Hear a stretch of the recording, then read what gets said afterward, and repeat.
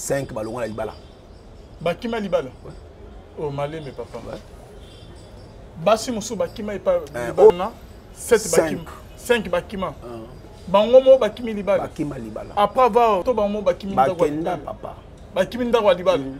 Donc pasteur casse basi bakimi. 5 ko bakenda. Ah. Tu vas dans besoin solo. Vérifiez. Aux journalistes. Basi bakima pasteur casse. Bakima 5. Et pourquoi? Bah mon nini, pourquoi? Mais déjà structure moi bavocat bimi bazolandelaye disant que ba mariage à salaga ils a forcé. Ça dit basi ba na mabala 100% bana bon. Ça ba arrangement ba parents na pasteur. Que moi na oya minero yo to bala na mwanda oyo. Vous pensez que moi na wana papa koko wana da koko na yi. Koko ne wana mwana wana andi magana pété que ba koko. C'est imposé par parents. Bah imposer moi. Ouais. L'enfant subit la décision de parents. Donc dans l'état il y a des infractions. L'infraction. Abal c'est un consentement naï. Les mariage forcé, c'est une infraction. Par rapport à un mariage à ça là que le mariage n'est pas forcé. Le mariage forcé bah c'est pas que bala sans consentement là bon. Parce que sur bah c'est à bala 17. 5 ballons à libala. Bakima libala. Oh malé mes papa. Basi musu bakima ipa libala. 7 bakima. 5 bakima. Bangomo bakimi libala. Bakima libala. Après avoir to bangomo bakimi bakenda papa. Bakimi ndakwa libala. Donc pasteur casse basi bakimi. 5 ko bakenda. Ah. Tu vas dans besoin solo. Vérifiez. Aux journalistes. Basi bakima pasteur casse. Bakima 5. Et pourquoi? Bah mon nini, pourquoi? Mais déjà structure moi bavocat bimi bazolandelaye disant que ba mariage à salaga ils a forcé. Ça dit basi ba na mabala 100% bana bon. Ça ba arrangement ba parents na pasteur. Que moi na oya minero yo to bala na mwanda oyo. Vous pensez que moi na wana papa koko wana da koko na yi. Koko ne wana mwana wana andi magana pété que ba koko. C'est imposé par parents. Bah imposer moi. Ouais. L'enfant subit la décision de parents. Donc dans l'état il y a des infractions. L'infraction. Abal c'est un consentement naï. Les mariage forcé, c'est une infraction. Voilà, shalom, shalom, shalom, bien-aimés dans les Seigneurs. Un grand merci. Nabino nyonsto bozola nabiso de partout. Bonzambe, na bonzambe, lola, ezofuta, simana onto ya koloba kenzamba boto kwaye. Liso soit finalement sazo sa biso elongo na pasteur Feza Missia. La bouche autorisée de l'Éternel depuis Zurich, na prophétesse de l'Éternel maman Sansi Kimbango de l'église comme de vie depuis Allemagne, pe na Philo Mukwaya. Motema ya Bivens de Homo depuis Londres, na maman Gisèle Luke le motema papa Emmanuel. Na Boston, maman Mamimbunga Nzama Lola Pamulo depuis Suisse pe Apamola maman Cécile. Chika motema papa vi mayala na Ottawa. Bonzambe na bonzambe Lola ezofuta simana onto ya koloba kenzama boyeto kwaye lisu soit bien aimé dans le Seigneur. John Bongisa singa caméra eza liboso et ça la biso bien. OK voilà. Tozalina pasteur David to megobeta masolo nini komeli pasteur Kasse oya utaki ko bala mwana moya muke mineur o peke mokili mobimo monike azali mwana muke mineur. Ba para ya mwana baleki balobi ke non mwana bango za mukolo za na 18 ans. Ba famille balobi même langage te bandeko mwana na papa ya mwana. Donc makambo ezele belé quoi. Pe l'état na biso za na pouvoir ya kolandela ya kosala ba enquête que mwana o école atangaki parce que ba famille na mususu il paraîtrait balobi ke mwana azali na école primaire. À côté d'une humanité, tu as un certificat. Moi, nous avons classe T, à côté d'un endroit libal. Selon Missus, il paraît que moi, nous avons mineur, mais quand papa n'a pas de et là, on est comme les pasteurs casse, sort na yezanin, ezali ki bonzambe, ezali bakis, fimwanzambe beto ou comment, tozali na moko ya basai na nzambe, pasteur David Poutou.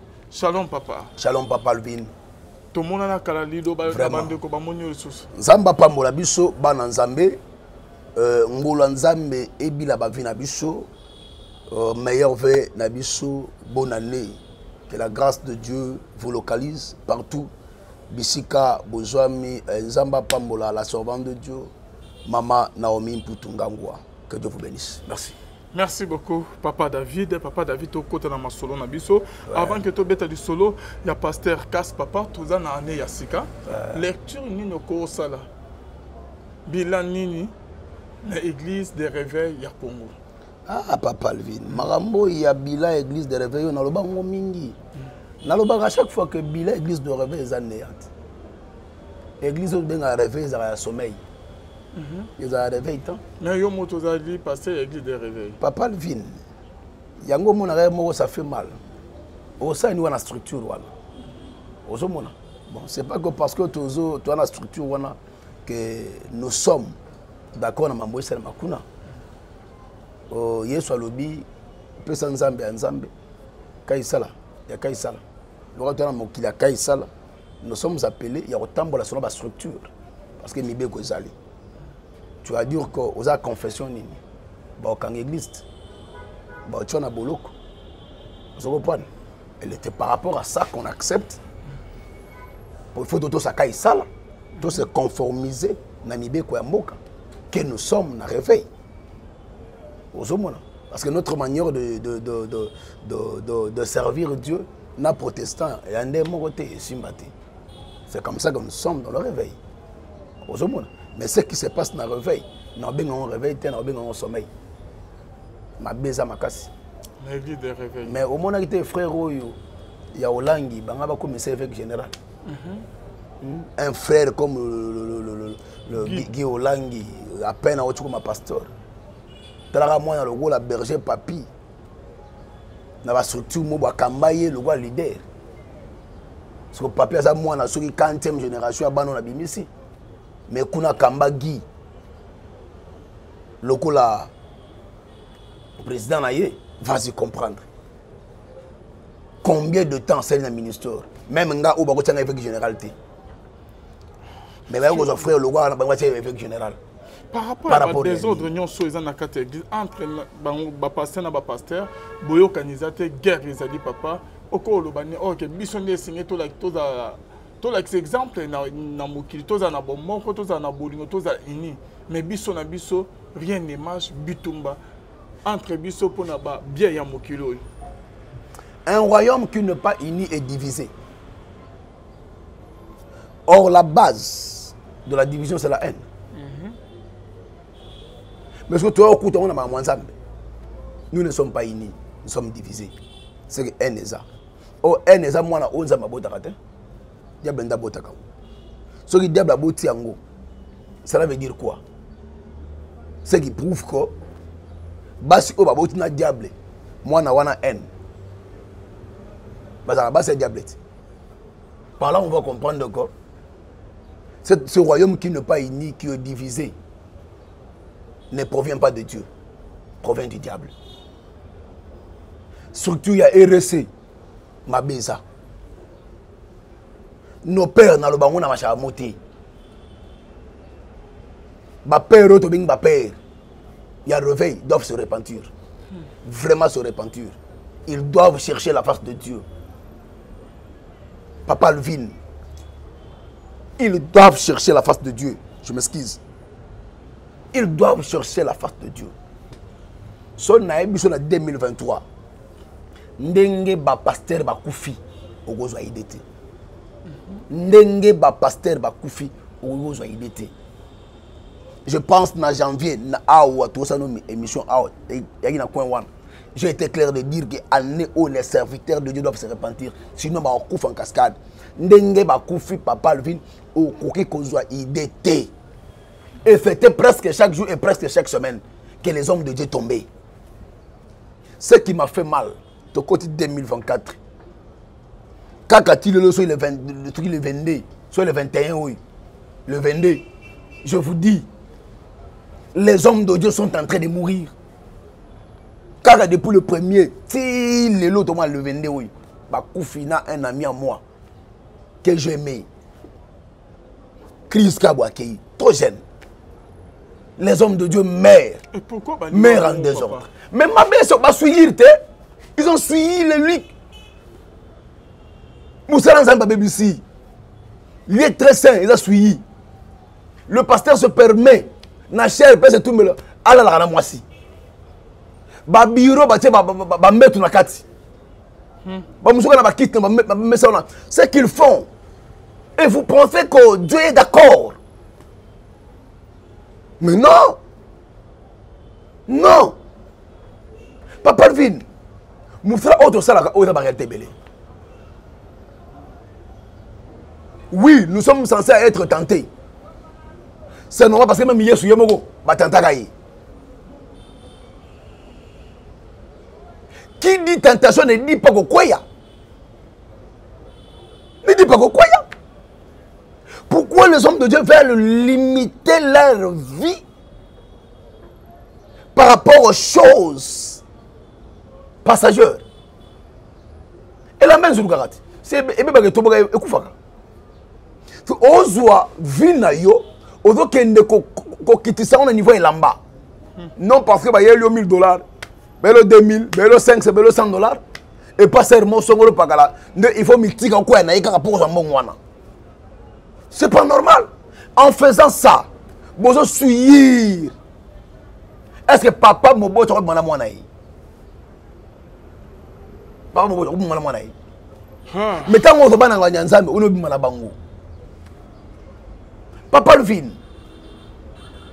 Koko est dans la libakou, mais est dans la vité. Faut que comme les villas diaboliques. Moi qui vous parle, je ne suis pas, comment dirais-je, je ne suis pas saint. Nous avons aussi commis des erreurs, comme tout le monde. Demeurer dans le péché, c'est diabolique. Est-ce que le Saint-Esprit ne peut pas te parler? Si nous ne sommes pas parfaits, oui. Même toi parfaité. Ça nous arrive à Kosilika. Ça nous arrive à Kotomboka. Ça nous arrive à Kosalapé Mabé. Mais être la mode de vie. Otikali nango vie na yo bimba. Mais attends là. Quel est le rôle du Saint-Esprit? Quel est le rôle? De Azan Alobagati. Pour offrir Mabé. C'est vous avez mon santé, c'est vous avez mettez ma belle côté et côté à niveau moko impossible. Même ceux qui sont élus aujourd'hui bon c'est lui. Attends frère, tu lis la parole, tu connais la parole. Un pasteur qui arrive te dit des choses contrairement à ce que la parole te dit. Ça te dit, mais tu acceptes parce qu'il est influent, parce que dans un bon autant. Mais non. Papa David, église à Congo est au Béba, quand on est au Koloba. Alors, nous avons Koloba n'a pas peur. Et à Kizami n'a pas fait Kizami n'a Loba n'a ni Moboke. Kawa ya RDC et là pour n'a pas pasteur église à Congo. Dans le bagon peut déjà. Ma camion tout aux hommes na papa. Ebele bazo na komo ya nzambe na munoko. Mais c'est comme si nzambe ne mutazo tina bangote azana bangote. Et là on est saigné que tout ça tout l'état ça là pour na ba pasteur il y a église de rêver bazo na nzela parce que ma belle kimi l'état a sali. L'état a corrompu. Na l'église Bandim, quand on a une autorité, d'ailleurs, pour preuve, le chef de l'État semble arabe. Philadelphie, avec mon âne. Vous comprenez? Tolongwe, l'église est belée. Ma autorité n'a pas semblé à Gounat. Soit le chef de l'État a une église au Sambela. Ce qui prouve que l'autorité est belée, l'église au Sambela. Vous comprenez? Barana se ya makula batata moko o ba hotel sa bango ke tala boye ba o sala ngoti ozomona l'état a kosala nini po ba bana ya batwana mutwana olate ya banga nzambe tika moyibi te mutu ayiba mbongo ya trésor public mbongo à peuple pour s'enrichir pasteur a dit que moi, je suis une église à Mouyibi. Pasteur, c'est ça. Mais moi, je travaillais non, avec un DG, Francine Bembe, que je salue en passant. Il me connaît. Puis, entreprise, je suis pour la bongo. Je suis à gauche, droite, été. Quand il y a un mal, je lui dis clairement, ah, ouate, boyete. À traiter Moutoumabe, n'a pas clair dans la médiate. À traiter Moutoumabe, je lui parlais. Au moni, oh, avant Moutou, c'est un humain. Qu'on traitait boyete. Panzela Moussous, ma mission, Moussou, Moutou, Goma, au Kenebuka, Nzela, Yamoutuka. Nzela Mabé. So, il y a un rapport, Ando Kate. Tina créé l'homme, qui est là. Babo, il me y a un niveau de na insisté na Kenekak. Na Kena Mouni réalité, c'est dans zone liée. Non, non, non, pas comme ça, pas comme ça, pas comme ça, pas comme ça. Na clair. Aux hommes. Parce qu'il me prenait comme son pasteur. Est-ce que Orbané A, non, Orbané A, il y a bien Orbané B, ça va y quitter mi terrain ensemble. Mais au moins, je joue mon rôle. Pour l'Obinzamba, tu n'as pas été. Tu as été avec lui, tu connaissais la vérité. Pourquoi ça est vérité? Mais pas pasteur, mais Papa Luvin. Les gens sont devenus cupides.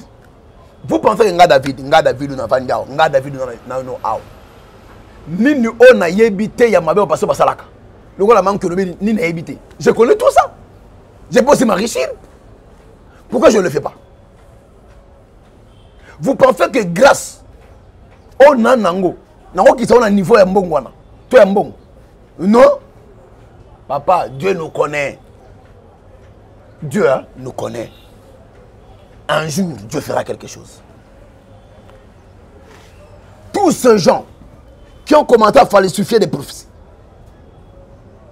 Kakapo, Bazwa Mbong, Bazwa quelque chose, finiront mal. Tout ça, donc, parlons au niveau de la prophétie, ça y est pour na Babim Sambon. Papa Alvin. Il y a le côté, il y a pas d'Anzambé. Et ça coûte ni gauche ni droite. Moi, au Congo, je suis un prophète à rater. Comment ça? Mais à Zapi. Yo mon pasteur le prophète à rater. À rater quoi? Aux hommes ça coloton midi pour la nini. Ba Fulgence, ba Roger, ba Nani, ba ça collé qui d'api. Pour n'amboka. Élection que ça raté Fulgence sur le bagui. Et juste me dit. C'est un aventurier. Au ça commence à. Yebisangai. Prophète n'amboka fali. Qui est ce prophète dans le pays? N'amboka la chose. Nani. OK, problème de. Tu es dans 5 ans. Prophète des nations. Vision claire, il y a l'année 2024. Mais il y a un peu de comme député, mais député, tu es prophète. Denis Les. Nous ne pas raté. Nous avons des gens qui Denis Les n'a jamais connu Dieu. Avec mon ami Miette, nous avons commencé à faire là-bas. Nous avons arrêté à faire très bien. Nous avons commencé à faire là-bas. Nous avons dit que bien, na comment. Ah bon? Ouais, na bandu na indomi. Na commencé à faire là-bas. Bah, il y a plein de zones d'autres. Kuna ba chocolat, d'ailleurs, il faut 18h. Comme il y a 17h kaka, 17h d'année ba le chocolat. Ngana ngala chola ne bala na bantu. Na rivière Kasai. Donc je connais beaucoup de réalités. Là-bas. Il n'a jamais connu Dieu. Ce qu'il faut faire, à Lugana Nzambe. Bon, la délivrance à Salabiso, Sima Kopo, Sima Télévision, Tchakopo Yamai, Nicolas TV, Nyon Soana, Bonzambe, Teza, Kibonganga ou comment? Bamasako, Basta de Tona plein, Basta de Martyrs. Bakangi, Pierre, Philippe, Baosambi Sabango. Nous sommes très bien. Bamusu Bayaga Ao. Basala Makambo, le Wazapi, Balimoti. Si Moussala Oyote Panzambi, et au déméré. Si tu es pas et au Leka. Abi Bayaka Basala rappelle le Wabango. Le Bakenapi, Balimoi. Vous pensez que tout ce qu'il faisait, c'est Dieu qui était avec lui? L'ange du ténèbre se déguise en ange de lumière. Si réellement il avait reçu l'appel au papa. Samuel et Saoul plutôt. qui va se passer? Il est devenu roi parce qu'il était allé consulter Samuel. Et c'est par Samuel que Saoul est devenu roi. Il est par Dieu qu'il est devenu roi. Quand Dieu l'a rejeté, dans l'histoire bien, au moins que Saoul, malgré, Abana ou Nzambe. Azoluka Nzambe. Pourquoi? Parce que départ Naya Banaka on a qui cité, Abanaka on a Nzambe. Malgré Nzamba pese Moukongo, Nzamba tikiye. Saoul cherchait toujours Dieu. Son esprit m'avait latillé. Il cherchait Dieu. Donc, que Dieu ne se révélait pas. Dieu n'était plus avec lui. Marie cherchait Dieu. Pour faire le grand femme, une femme au nécromante. Pas invoquer à la mort. Invoquer l'esprit à Samuel. Et après le bélaï. Vous comprenez? C'est parce qu'au-dedans de lui, la chose de Dieu était là. Papa Levin, un prophète n'a rien à Denis. Ah, comment on dit, vous trouvez ça normal. Et là, frère, au Tengami. Ah, il n'avait pas dit. Il n'avait pas dit. Il n'avait pas dit quoi? Ceux qui n'avaient pas dit. Mais il y a Dieu, il y a le diable. Si ce n'est pas Dieu, c'est le diable. Si ce n'est pas le diable, c'est Dieu. Bon, pour nous. Donc, il y a des prophéties, des stades, c'est que il y a Dieu, il y a le diable. Si ce n'est pas Dieu, c'est le diable. Si ce n'est pas le diable, c'est Dieu. Donc, Moussa Lanzama ko soukande Denis Sasuki boyete. Nandengini. Tangi na Bible o mone wapi. Nandengini. Donc apengwe makasi. Papa. Passer pétage. Il y a raison zap. Apengwe coup de tepo, on reconnaît l'arbre par ses fruits non. Atikala oyeba nzambe. Le temps est meilleur juge. OK. O ko sabiso le loko si boni ngana ka boy. Na ka directeur. Na mo mo yiba quelque part. Mon ça tapage dans le quartier pour le directeur. Oh, là. Oh, quoi ça va tout? Tant, bah, quoi ça en côté? 2 ans près, 3 ans près, 4 ans près. Bah, bah, de Joe. Allez, il y a quoi ça à biso? Pour la réussir là. Tant. Et au bimson à poisson. Voilà le directeur ici. Au quoi ça en est au directeur? On est directeur ici. Comment tu as un niveau qu'il y a des grands prophètes autoyeba? Ah, comment on soit na bana JB? Moi, na JB Junior, le big ada 21 côté le beau côté avant Denis l'espère l'écart répliquer fini moi na JB. C'est le wa auto fin que il y a des on a aventuré à le big jour ba kutana Denis ça obeta. Avec Denis ça va aventurer da bololé. En plein émission ça c'est le Bakeba. Denis ça makasi. Ah bon? Voilà Yankit. Yakuza. Mana Noko. Donc c'est le wa abeta était. Denis abeta. Abeta c'est le abeta. Mais j'ai abetaï. Mais papa, niveau il y a des Azaj. Eh, n'a pas confié des abetaï. C'est ce que les autres comme ça un prophète comme au son na ba auto benga ba païen. Nabi so. Nabi l'espère zo inga obeta. Ya nabi bo na makofi. C'est le abunga nzelate. Délé ça abetaï. OK. Abeta na makofi. Mais seulement ce qui est anormal les agues Denis si auto yeba les prophètes. C'est regrettable. Parce qu'il connaît la parole. Et quand il dit qu'il y a des métiers, il y a des métiers. Na bandele ngosu. Parce que yoyeba kazana. Tuzaka na nzambe na satana. So mutu na satana disaka na nzambe. So na nzambe te na satana. Parce que yo oyeba ye kazana na nzambe te. Parce que pourquoi vous travaillez c'est ça maintenant le problème. Yo pe c'est que ça na molimo nzambe te oyo ka kotalisa oyo oyo ada musa na nzambe. Nazo ya kasite. Na travailler na mutabaki. Na yi clair ne bandela na biboyi. Yesu abi akaisala nzambe nzambe. C'est-à-dire par rapport à la structure. Ya mboka na biso ezo fenga yo oyo ifona mikanda mo boyi. Sans cela ba onyata yo. Vous comprenez? Alors il y a qui président évêque il y a ENRC. Vous comprenez? Mikanda na to utiliser ngoti. Comme confession religieuse. Vous comprenez? Mais tant que tu vas ni tu comprends ata kutango.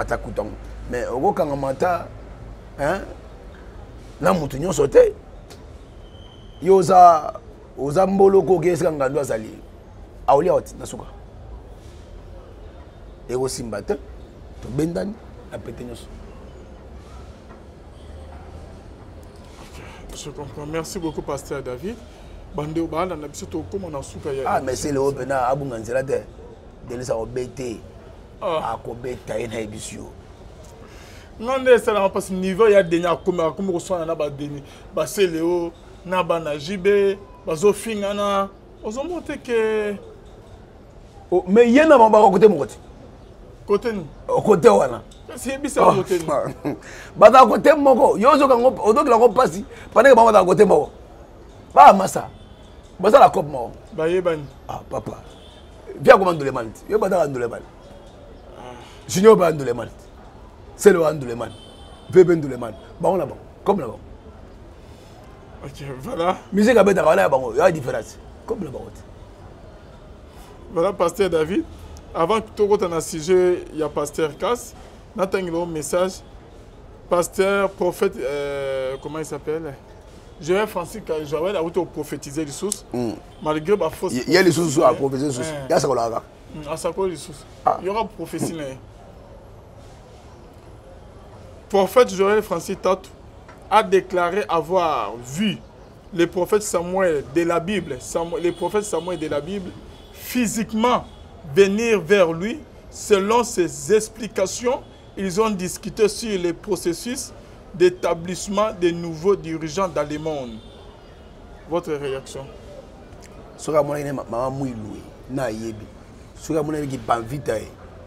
Physiquement?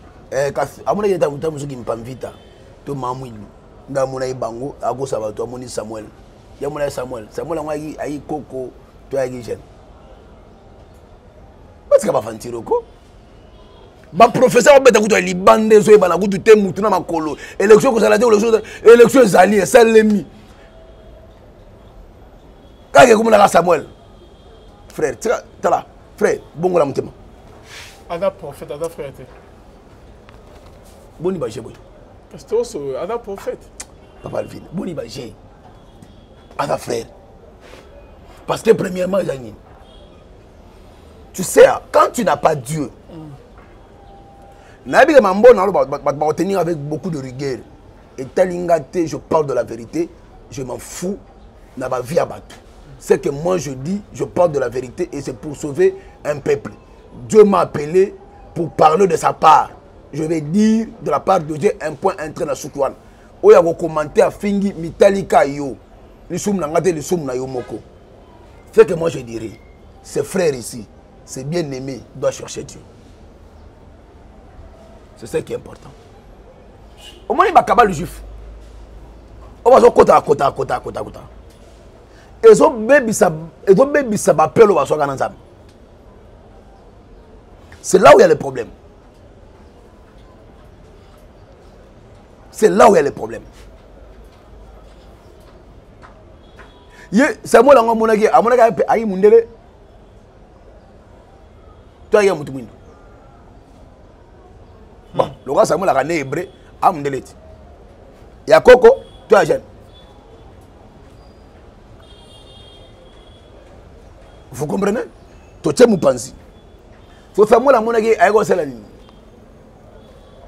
So tant Samuel ayi bise que non ngane Samuel. En chair à nos amonier. Ayi nga Samuel. Vous comprenez? Frère, ceux qui ont lingo créé ma buzz. Parce que n'est pas moment profiter ma buzz. On créé ma buzz na yo pour battre au cas. Na comment ça mette? To banga pensa mette. Moko to banga pensa. O vandi boye o bangi non sambe. Moko to banga non sambe. Abi Samuel de la Bible. Né à mon physiquement.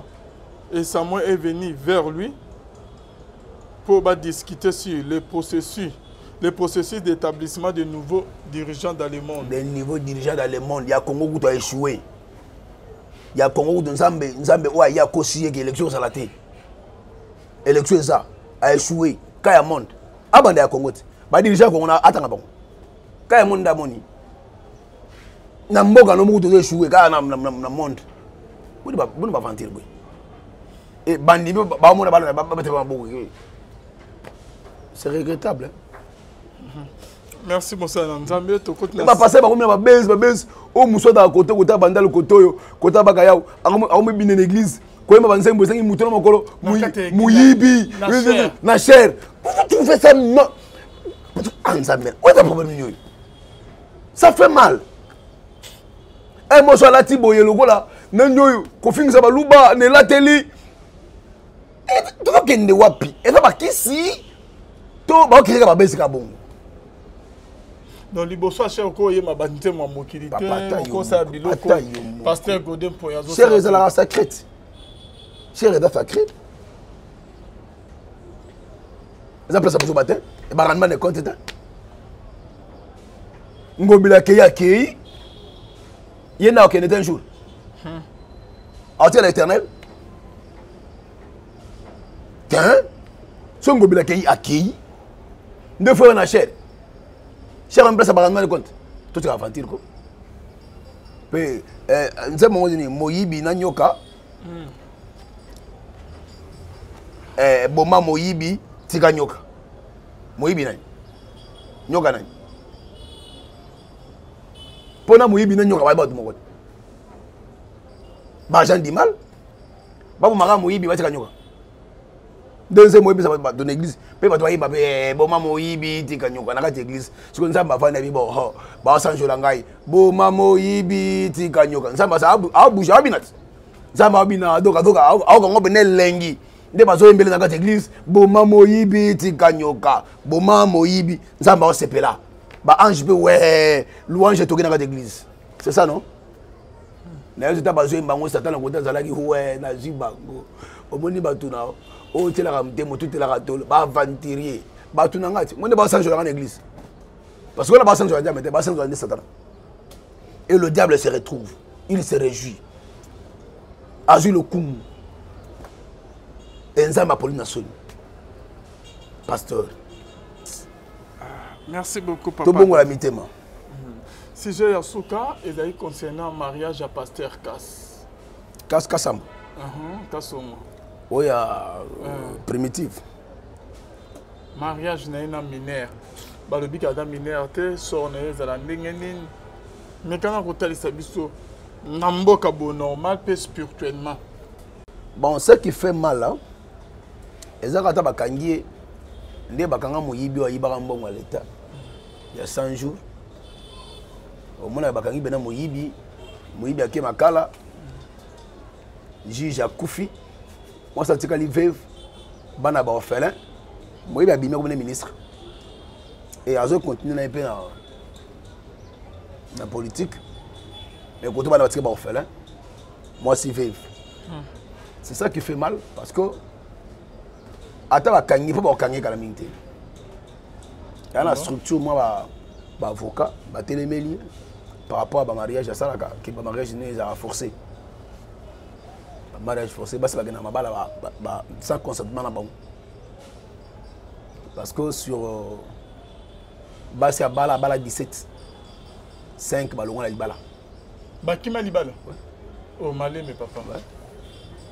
Basi musu bakima ipa oh bon temps à 12e mois sur abali au 12e mois à 12e à 17e 17e parce que sur 17e femme wana 7 bakima 5 bakima bango mo bakimi libala après avoir que mobile ayo ko bala bino pasteur Kass honoré abengala bango to bango bakimi bakenda papa bakimi ndako libala donc pasteur Kass basi bakimi 5 ko bakenda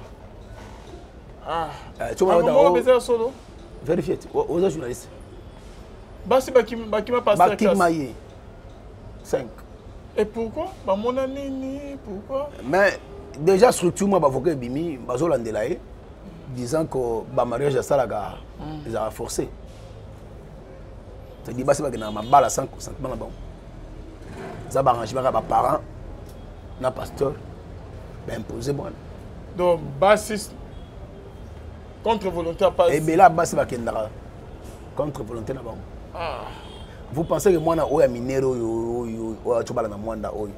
vous pensez que moi, papa, koko, wana koko na ye. Koko ne wana, mwana wana, andi magana peut-être que pas koko. C'est imposé par parents. Bah imposer moi. Ouais.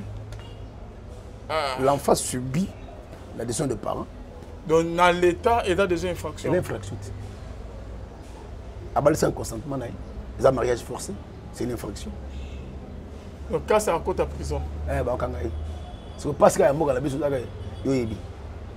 Et le canon a cessé kanyaka pas libérer bon. Moko ko mitungu sanoté. Ozu problème. Bakangio keno makala, kende mbango, kono bimano. Na parcours exact ya pamba. Au côté de makala, o bimana yo. Ko pe beta ma entanta ba bimisho. Et à la réalité, bien on a mot dans la bise. Mais espérons peut-être na président Fati na état de droit ceux qui payent aux alaka ceux qui aux alaka te zambe kaka mais au moins avant l'intention malam donc baswa bazala heureuse te na mabala OK babala et pas casse et beleza consentement bangote ah mais avant la bana muso ala limité basola nete ah bon ouais bana ba jeune fille kolo ba appelle ba maman mwana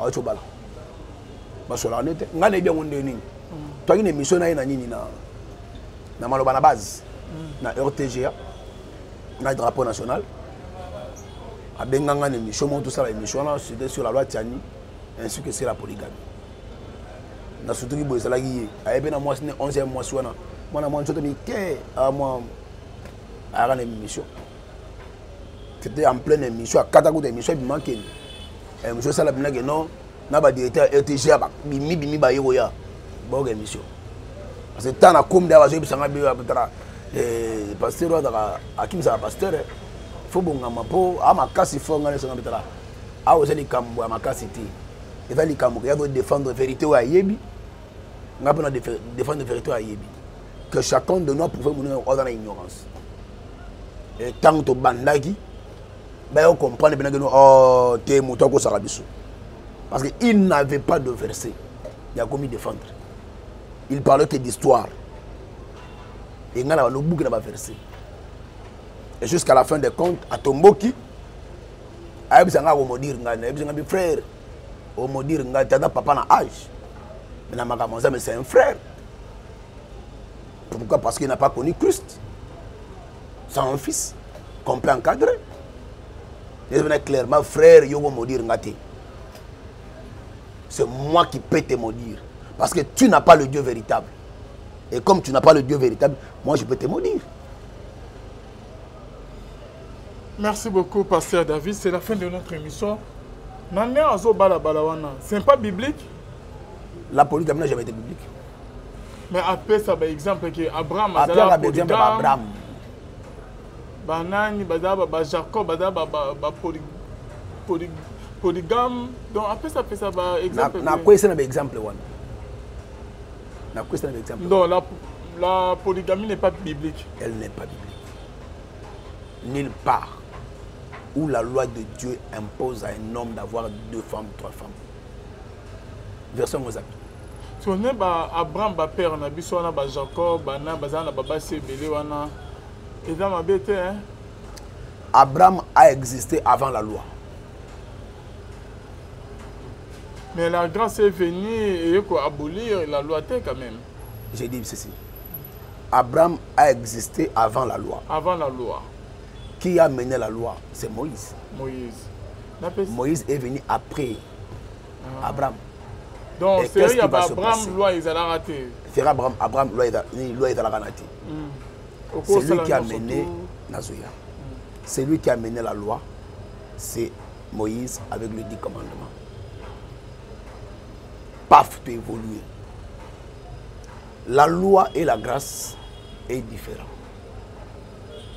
La grâce n'est pas venue abolir la loi.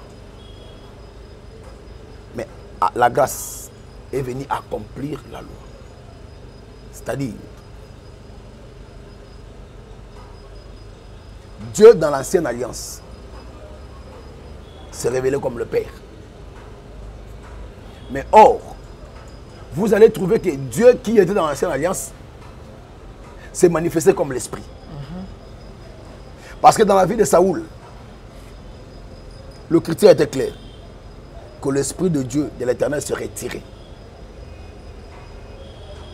de Saoul. D'où Dieu ne se révélait pas seulement comme le Dieu Père, il se révélait aussi comme Dieu l'Esprit. Et la grâce qui va venir accomplir la loi va nous montrer que Dieu n'est pas seulement Père, n'est pas seulement Esprit, il est aussi Fils. C'est aussi qui va se révéler dans la chair, comme Jésus. Quand lui-même est venu, il était venu pour établir toutes choses. C'est alors maintenant qu'il va nous faire comprendre que la polygamie était un péché, que l'homme ne pouvait pas s'accrocher. C'est ainsi sur les lois concernant le mariage. Il dit, en cas de divorce, lorsque tu répudies, tu ne peux plus te marier jusqu'à ce que ce dernier puisse mourir. Si ce dernier ne meurt pas et que tu te maries, tu commets l'adultère. Pourquoi? Parce que spirituellement, tu es toujours marié à l'autre qui est en vie. Donc un homme qui se marie à 2 femmes commet l'adultère. Ah bon? Qui se marie à 3 femmes commet l'adultère. Jacob, David, il vivait dans la fornication.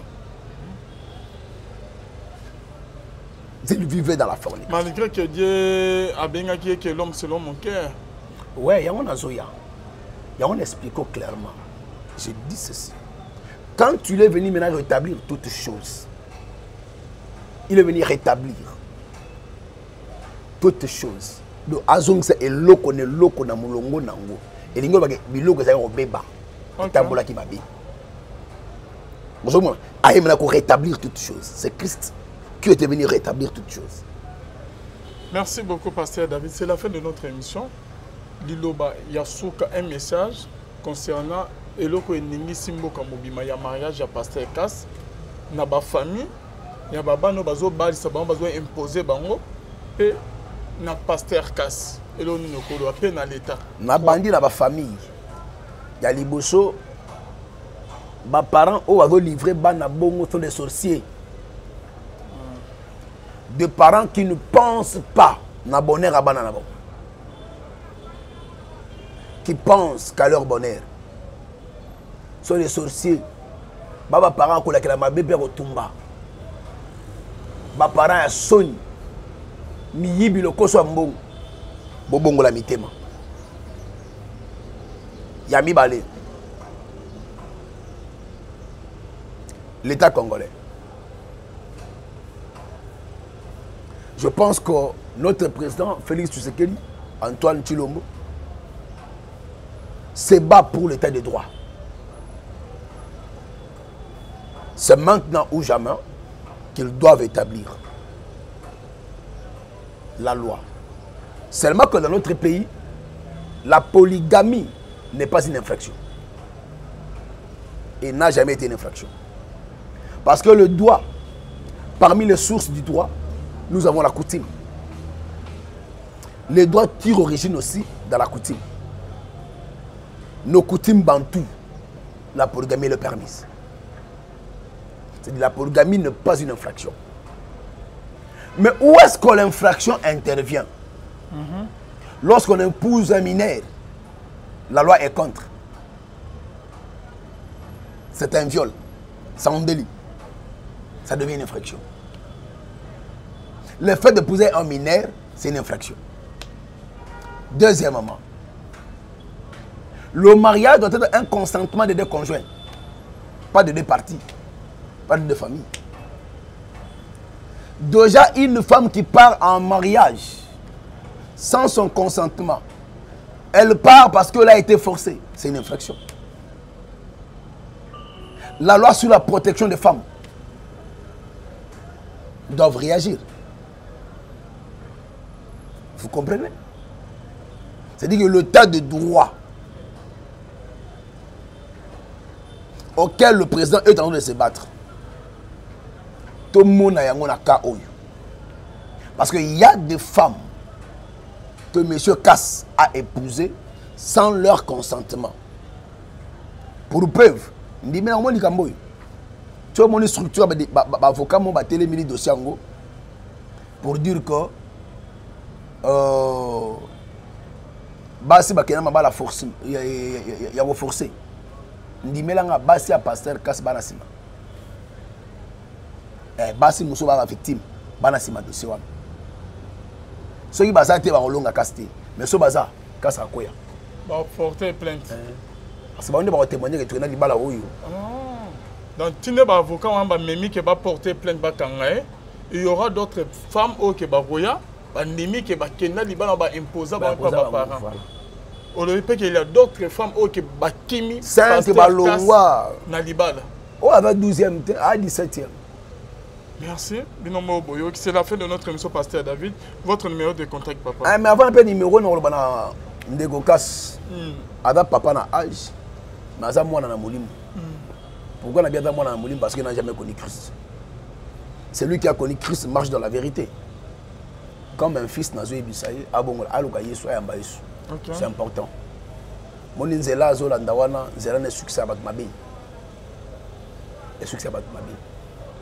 Ndimenge koko age bala koko na yi. Wana nzambe. Si bondoki. Comment dire bondoki? Bondoki wana. Na tu tane dernièrement awa. Anga sa samlo nya ibinga te na rappeler ngai mutu za yemi. Ah, tu je fâche. Vanga bien. Toi ça que tu avais fait ce jour là. J'avais fait quoi? C'est une mission. Quand tu n'es pas dans la vérité, tu n'es pas dans la vérité. Merci, Pasteur David. Contact numéro non? Plus 243 82 411 32 46. Plus 243 82 411 32 46. Nzamba Zamukolo, Nzamba Pambola Biso. Merci. Voilà, c'est la fin de notre émission de la Lola, rien que la vérité. Bonzambe, na Bonzambe, Lola, Ezofuta, Simananto Yakolo Baken Nzamba Boy. Donc, voyez, ce soir, dans Massazo Service. On se retrouve à la prochaine. Bye. Paf, peut évoluer. La loi et la grâce est différent. La grâce n'est pas venue abolir la loi. Mais la grâce est venue accomplir la loi. C'est-à-dire, Dieu dans l'ancienne alliance s'est révélé comme le Père. Mais or, vous allez trouver que Dieu qui était dans l'ancienne alliance s'est manifesté comme l'Esprit. Parce que dans la vie de Saoul, le critère était clair. Que l'Esprit de Dieu, de l'Éternel, se retirait de Saoul. Donc Dieu ne se révélait pas seulement comme le Dieu Père. Il se révélait aussi comme Dieu l'Esprit. Et la grâce qui va venir accomplir la loi va nous montrer que Dieu n'est pas seulement Père, n'est pas seulement Esprit, il est aussi Fils. C'est aussi qui va se révéler dans la chair, comme Jésus. Ni nécessairement Awa. Quand lui-même est venu, il était venu pour établir toutes choses. C'est alors maintenant qu'il va nous faire comprendre que la polygamie était un péché. Que l'homme ne pouvait pas s'accrocher. C'est ainsi sur les lois concernant le mariage. Il dit, en cas de divorce, lorsque tu répudies, tu ne peux plus te marier jusqu'à ce que ce dernier puisse mourir. Si ce dernier ne meurt pas et que tu te maries, tu commets l'adultère. Pourquoi? Parce que spirituellement, tu es toujours marié à l'autre qui est en vie. Donc un homme qui se marie à deux femmes commet l'adultère. Ah bon? Qui se marie à trois femmes commet l'adultère. Jacob, David. Il vivait dans la fornication. Il vivait dans la fornication. Malgré que Dieu a béni que l'homme selon mon cœur. Ouais, il y a un azoya. Il y a un explique clairement. Je dis ceci. Quand tu es venu maintenant rétablir toutes choses, il est venu rétablir toutes choses. Donc, azong c'est eloko ne loko na mulongo nango. Et lingo ba biloko za robeba. Tambola ki mabe. Bonjour, aïe maintenant qu'on rétablir toutes choses. C'est Christ qui est venu rétablir toutes choses. Merci beaucoup, Pasteur David. C'est la fin de notre émission. Liloba Yasuka, un message concernant eloko eningi simbo kamobima ya mariage ya Pasteur Casse na ba famille ya babano bazo balisa bango bazo imposer bango et na Pasteur Casse elo ni nokolo pe na l'état na bandi na ba famille ya liboso ba parents o bazo livrer bana bongo sont des sorciers. De parents qui ne pensent pas na bonheur à bana na bon, qui pensent qu'à leur bonheur sont des sorciers. Baba parents ko la kela mabe pe ko tumba. Ba parents ya soni mi yibi lo koso mbongo. Bobongo la mitema. Ya mi balé. L'État congolais. Je pense que notre président Félix Tshisekedi, Antoine Tshilombo, se bat pour l'état de droit. C'est maintenant ou jamais qu'ils doivent établir la loi. Seulement que dans notre pays, la polygamie n'est pas une infraction. Et n'a jamais été une infraction. Parce que le droit, parmi les sources du droit, nous avons la coutume. Les droits tirent origine aussi dans la coutume. Nos coutumes bantoues, la polygamie est le permise. C'est-à-dire la polygamie n'est pas une infraction. Mais où est-ce que l'infraction intervient? Lorsqu'on épouse un mineur, la loi est contre. C'est un viol, c'est un délit. Ça devient une infraction. Le fait d'épouser un mineur, c'est une infraction. Deuxièmement, le mariage doit être un consentement des deux conjoints. Pas de deux parties, pas de deux familles. Déjà, une femme qui part en mariage sans son consentement, elle part parce qu'elle a été forcée. C'est une infraction. La loi sur la protection des femmes doit réagir. Vous comprenez? C'est-à-dire que l'état de droit auquel le président est en train de se battre, tout le monde a cas. Parce qu'il y a des femmes que M. Casse a épousées sans leur consentement. Pour preuve, il dit, mais on dit que tu as une structure, l'avocat m'a télémini dossier pour dire que basi bakena mabala force ya forcer ndimelanga basi ya Pasteur Casse bana sima basi muso ba victime bana sima dossier wana soki baza te ba olonga Casse mais so baza Casse akoya ba porter plainte parce que ba onde ba témoigner que tu na libala oyo donc tinde ba avocat wan ba memi ke ba porter plainte ba kanga il y aura d'autres femmes au ke ba roya bandimi ke bakenda libala ba imposer ba parents. On le répète qu'il y a d'autres femmes qui bakimi 5 balongwa na libala. Oh avec 12e à 17e. Merci. Binomo Boyo, c'est la fin de notre émission Pasteur David. Votre numéro de contact papa. Ah mais avant un peu numéro non bana ndeko Casse. Ada papa na âge. Mais ça moi na molimo.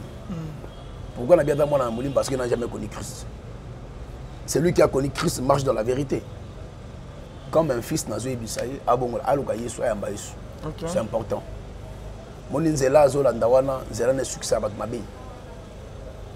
Le succès à batmabe. Ndimenge koko age bala koko na yi. Wana nzambe. Si bondoki. Umo te ya bondoki. Bondoki wana. Na otu kutane dernièrement awa. Anga sa samblo nya ibinga te na rappeler ngai mutu za yemi. Ah, tu je fâche. Toi, c'est que tu avais fait ce jour-là. J'avais fait quoi? C'est une émission. Quand tu n'es pas dans la vérité, tu n'es pas dans la vérité. Merci, Pasteur David.